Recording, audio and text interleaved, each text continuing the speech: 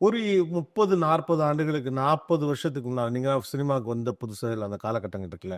அப்ப ஒரு சினிமாக்குள்ள எல்லாம் ஒரு நட்பு இருந்துச்சு அப்படின்னு சொன்னீங்கல்ல. இப்ப சினிமாவுடைய அந்த ரிலேஷன்ஷிப் இருக்குல்ல. அது அதே எமோஷன்ஸோட தான் இருக்கா? இல்ல ரொம்ப காம்படிஷன் அப்படி ஆயிப்போச்சுன்னு நினைக்கிறீங்க? அப்படித்தான் ஆயிப்போச்சு. ரொம்ப ரொம்ப காம்படிஷன். ரொம்ப எமோஷனல்லாம் இல்ல. ஆ. ஏன்னா நமக்கு பயமா இருக்கு.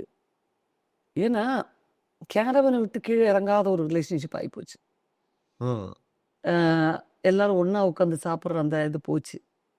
அப்பல்லாம் ஒண்ணா எங்க அவுட்டோரா இருந்தாலும் ஒண்ணா உடனே ஒரு டார்ப்பா போட்டுருவாங்க.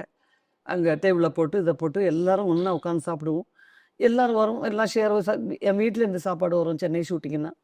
எல்லாம் ஷேர் பண்ணுவோம். நான் தான் ஃபர்ஸ்ட்டு இந்த கொழா புட்டெல்லாம் இங்க கொண்டு வந்து அறிமுகப்படுத்தினேன். ம். வீட்ல இருந்து புட்டு வரும், கடலைக்கறி வரும், எல்லாம் வரும். எல்லாம் ஒண்ணா உட்காந்து சாப்பிடுவோம். இப்பல்லாம் அப்படி வாய்ப்பே இல்லைங்களே! அவங்கவங்க கேரவனுக்குள்ள நம்ம சாப்பிடுற நேரம் நம்ம போலாமாங்கிறதே நமக்கு கஷ்டமா இருக்கு.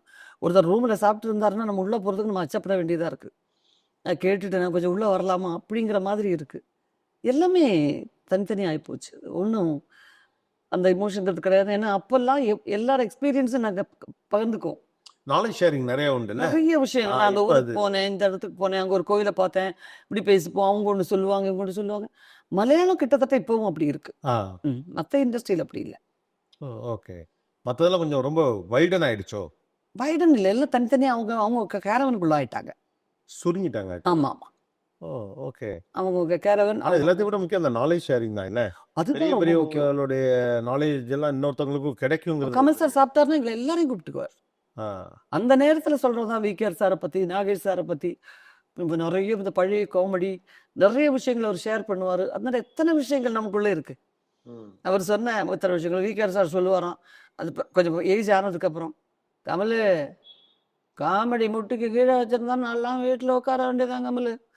எனக்கு முட்டி வலிக்கும்." ஸோ இந்த மாதிரி விஷயங்கள்லாம் நெறையா. பல ப்ரொடியூசர்ஸ பத்தி, பல ஆர்டிஸ்ட்ட பத்தி. இப்ப அது இல்லையே! ஓகே. எதுவுமே இல்ல.